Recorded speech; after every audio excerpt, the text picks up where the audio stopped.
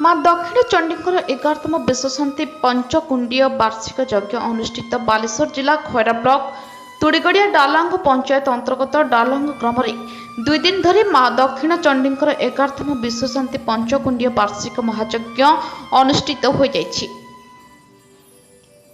प्रथमे माँ दक्षिण चंडीकर और ब्राह्मण एवं कर्ताकर्ती मानक द्वारा प्रदीप प्रज्वलन करा जिबा परे 30टी घट बुड़ा जाई पंडित तोषी कांत पाढ़ी माध्यम वेद पाठ पर विश्वशांति महायज्ञ कार्यक्रम आरंभ करा जायतला।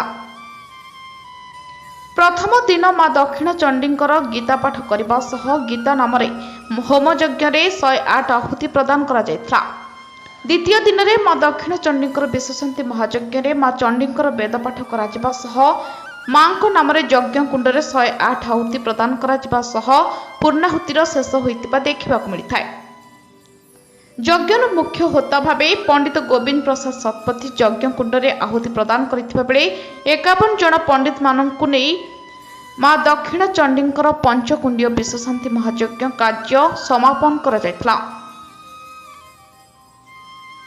यज्ञ कमिटीर मुख्य अतिथि लिंगराज पाणिग्राही और मांकर पूज्यक उपेन्द्रनाथ पंडा एवं पंडित माननकु नेई और कमिटीर सदस्य लक्ष्मण कुमार नायक, उदयनाथ पृष्टि, वृंदावन बेहरा, शंकर शरण पाढ़ी, कर्ताकर्ती एवं डालांग ग्रामर ग्रामवासी माने उपस्थित रही माँ दक्षिण चंडीकर 11तम विश्वशांति पंचकुंडीय महायज्ञ सुचारू रूपे पालन करा जायतला।